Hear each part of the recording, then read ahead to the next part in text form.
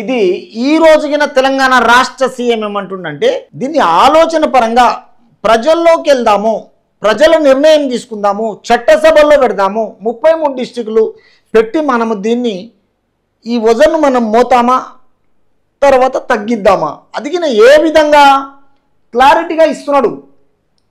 హేతుబద్ధీకరించేందుకు మాజీ న్యాయమూర్తి ఆధ్వర్యంలో కమిషన్ ఏర్పాటు చేస్తామని చెప్పాను తప్ప ఆయన ఓన్ నిర్ణయం తీసుకోలేదు. కేసీఆర్ లేక ఎప్పుడు తీసుకోడు, వన్ మెన్ ఆర్మీ లాగా.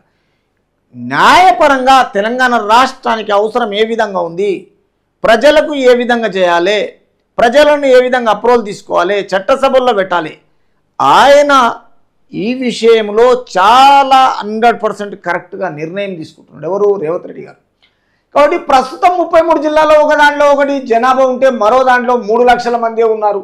అందుకే వీటిని హేతుబద్ధీకరించాలి.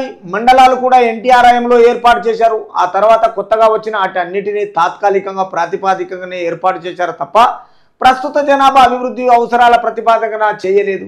అంటే ఈ విషయంలో ఒకప్పుడు NT Ramarao, doctor Padmashri NT Ramarao గారు చేసిన మండలాల విభజనలో తర్వాత దాన్ని ఇప్పుడు 33 డిస్ట్రిక్టులు ఈ కేసీఆర్ గారు రాష్ట్రం విభజన అయిపోయిన తర్వాత ఈ జిల్లాలన్నీ మొత్తం ఈయన ఒకదానికోటి 3 లక్షల మంది లేకున్నా దానిని మొత్తం హేతుబద్ధీకరించాలి, ఇది చేయాలన్నా వద్దని ఆలోచన చేయకుండా 33 డిస్ట్రిక్టులు చేసిండు. తర్వాత ఈ కొత్తగా వచ్చిన వాటి అన్నిటినీ తాత్కాలిక ప్రతిపాదికనే ఏర్పాటు చేశారు తప్ప ప్రస్తుతము జనాభా అభివృద్ధి అవసరాల ప్రతిపాదికకు చేయలేదు. వీటిపై బడ్జెట్ సమావేశంలో అందరి అభిప్రాయాలు తెలుసుకొని కమిషన్ ఏర్పాటు నిర్ణయం తీసుకుంటాం. అంటే మన బడ్జెట్ ఏంటిది, మనది మిగులు బడ్జెట్ ఉన్నదాన్ని ఇప్పుడు అప్పులపాలు చేశారు. కాబట్టి ఈ విషయంలో ఇది చేయాలా వద్దా, ఈ జనాభా ఉందా లేదా, ఎన్ని మండలాలు చేయాలి, చేస్తే ఆ ప్రతిపాదికగా అసలు దీనికి వర్తిస్తుందా లేదా అనేది ఒక న్యాయమూర్తి ఆధ్వర్యంలో కమిషన్ ఏర్పాటు చేసి నిర్ణయం తీసుకుందామనే ఆలోచనతో రేవంత్ రెడ్డి గారు చెప్పడం జరుగుతుంది. తర్వాత ఉపసంఘము సిఫారసుల మేరకు రైతు భరోసా, అంటే రైతు భరోసా పథకం విధి విధానాలపై నియమించిన మంత్రివర్గ ఉపసంఘం చేసే సిఫారసులపై అసెంబ్లీలో చర్చించి నిర్ణయం తీసుకుంటాం. రైతు బంధు కింద చేసి 75,000 కోట్లు ఇస్తే అందులో 25,000 కోట్లు అనర్హులకే వెళ్ళింది. వారి నుంచి రికవరీ చేయడం గురించి ఆలోచించడం లేదు. ధరణి లోపాలను సరిదిద్దే పని జరుగుతుంది. దాని స్థానంలో భూభారతి వస్తుంది. మహిళలకు ఉచిత బస్సు పథకానికి ప్రభుత్వం ప్రతి నెల 350 కోట్లు చెల్లిస్తుందన్న ఆర్టీసీగా ఆదాయం పెరిగిన నష్టాలు లేని స్థితికి చేరింది. కాబట్టి త్వరలో లాభాల్లోకి వస్తుంది. ఆక్యుపెన్సీ 80% పెరిగింది. ఉచిత బస్సు సౌకర్యం వల్ల చాలామంది మహిళలు పుణ్యక్షేత్రాలకు వెళ్తుండడంతో ఆలయాల ఆదాయం పెరిగింది.